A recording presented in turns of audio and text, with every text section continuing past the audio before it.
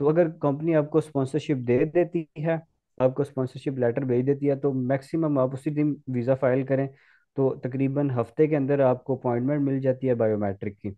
तो वो हफ्ते के अंदर आप अपॉइंटमेंट लेके जाके तो आप जो है वो अपने फिंगरप्रिंट्स लगाएं, तो मैक्सिमम 2 वीक्स के अंदर आपका वीज़ा जो है वो आ जाता ठीक है, तो मतलब ये it's it's like easy thing, लेकिन ये है कि उसकी रिक्वायरमेंट थोड़ी सी चेंज है। है। तो हमजा शिनवारी साहब हमारे साथ पॉडकास्ट में अभी चल रहे हैं, तो अभी मेरा जो तीसरा क्वेश्चन ये है कि यहाँ पे आप जिस तरह आपने जिक्र किया है पहली दो वीडियोस में कि हमें यहाँ पे मकसद ये होता है, बहुत से पाकिस्तानी इंडियंस जो भी आते हैं कि यार यहाँ पे आके सेटल होना है, यहाँ पे एजुकेशन एक बहाना है, एक गेट है जिसके थ्रू एंटर होंगे, क्योंकि वो एक वीज़ा नजर आता है। और स्पॉन्सरशिप का जैसे कि आपने बताया पिछली वीडियो में कि थोड़ा सा टफ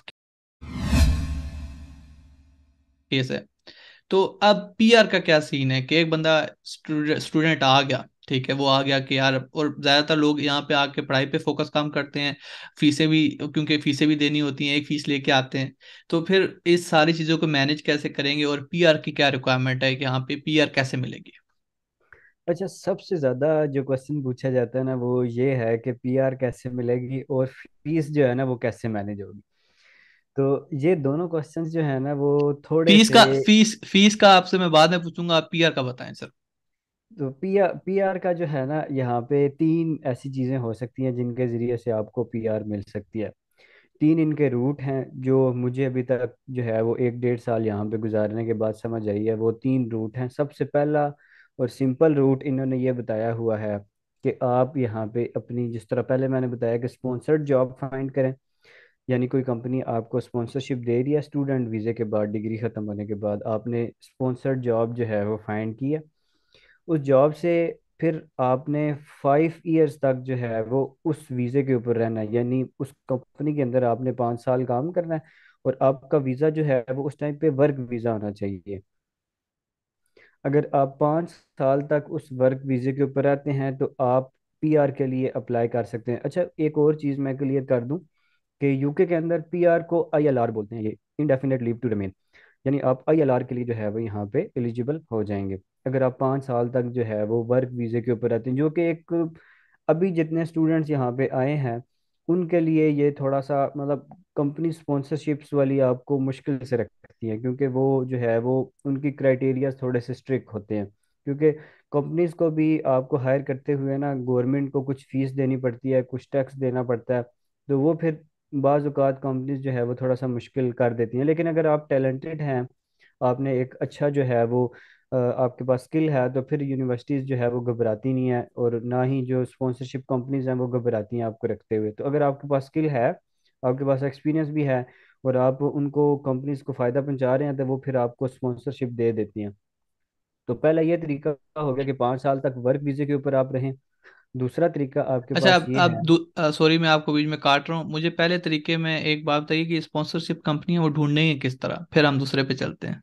वो मैंने पिछले भी क्वेश्चन में बताया कि आपने सिर्फ गूगल के ऊपर जाके लिखना है कि स्पॉन्सर्ड कंपनीज इन यूके। तो ओके। आपके पास एक 5,000 जो है वो कंपनीज की एक लिस्ट आ जाएगी, जो कि सारी कंपनीज हैं जो कि आपको स्पॉन्सरशिप दे सकती है। फिर ऐसा भी हो सकता है कि ये कंपनीज जो है ना वो दिन ब दिन बढ़ रही हैं। क्योंकि अगर फॉर एग्जांपल मैं यहाँ पे बैठा हूँ, मैं यहाँ पे जो है वो एक मैंने सेटअप किया है, मैं कोई बिजनेस शुरू किया है मैंने, और मैं इस बिजनेस के लिए मुझे जो है वो इस यूके के अंदर से कोई बंदा नहीं मिल रहा, तो मैं अपनी गवर्नमेंट को जो है वो यहाँ पे एक फीस दे के अपनी कंपनी को स्पॉन्सरशिप के लिए एलिजिबल करा सकता हूँ। तो इसका कहने का मकसद ये है कि रोज़ बरोज़ वो कंपनीज बढ़ रही हैं और लोग जो है वो स्पॉन्सरशिप के लिए अपने आप को एलिजिबल कर रहे हैं, और कंपनीज जो है वो उसमें ऐड हो रही हैं। तो अभी हो सकता है 10,000 तक जो है वो कंपनीज आने वाले 1 आध साल में पहुंच जाएं। तो कंपनीज रोज़ बरोज़ बढ़ रही हैं। तो ये एक पहला तरीका हो गया। दूसरा तरीका हमारे पास ये है कि आप लीगली किसी तरीके से यहाँ पे 10 साल गुजारें। लीगली 10 साल गुजारने का मतलब ये है कि आप इलीगल ना हो। यानी अगर आप पहले स्टूडेंट वीज़े पे थे, आप फिर दोबारा जब आप एक कोई बैचलर स्टूडेंट आया है, वो फिर आगे उसको पीएसडब्ल्यू मिला है, फिर उसने आगे किसी और चीज़ में एडमिशन ले लिया, फिर उसने कोई और वीज़ा ले लिया, इस तरह कर करा के आपने लगातार जो है वो 10 साल यहाँ पे पूरे करने हैं। तो 10 साल अगर यहाँ पे आप पूरे कर लेते हैं तो फिर आप ILR के लिए एलिजिबल हो जाएंगे। ये दूसरा तरीका है, बहुत सारे लोग इस तरह करते भी हैं। और तीसरा और सबसे आसान तरीका वो है शादी। ठीक है। तो शादी अगर यहाँ पे आप कर लेते हैं तो फिर आपको ज़्यादा टाइम नहीं लगता, फिर आप उसी टाइम एलिजिबल होते हैं ILR के लिए। ठीक है, तो शादी के लिए भी हमें गूगल करना पड़ेगा? नहीं। अच्छा, शादी की अच्छी बात यह है, आपने क्योंकि पूछ लिया तो मैं बता देता हूँ कि यहाँ पे शादी के लिए आम तौर पे मस्जिदों में आप अपना नाम लिखवा सकते हैं। अगर किसी को बहुत सख्त किस्म की शादी आई, आप मस्जिद में जाके अपना नाम लिखवाएं, तो वो ठीक आपको है। कोई मुस्लिम फैमिली ढूंढ देते हैं। ठीक है, तो आपने अच्छा मस्जिद में नाम लिखवाएं, पहले दौर में लोग सदके के लिए कहते थे मस्जिद में नाम लिखवाएं, तो अब ये भी सदका जारी है। तो ये बिल्कुल। एक आपने बड़ा अच्छा तरीका बताया। अब मेरे ख्याल में जो भी यहाँ से जाएगा सबसे पहले जाके अपने इंग्लैंड में एंट्री कराने के बजाय डायरेक्ट जाके यूके की किसी मस्जिद में एंट्री कराएगा। हाँ, तो पहला तो तरीका यही है कि आप मस्जिद में पहले अपने आप को जो है ना वो हम्म, रजिस्टर करें। हाँ जी, सबसे पहले मस्जिद में रजिस्टर करें। तो ये आपने तीनों तरीके बताए जी पीआर लेने के।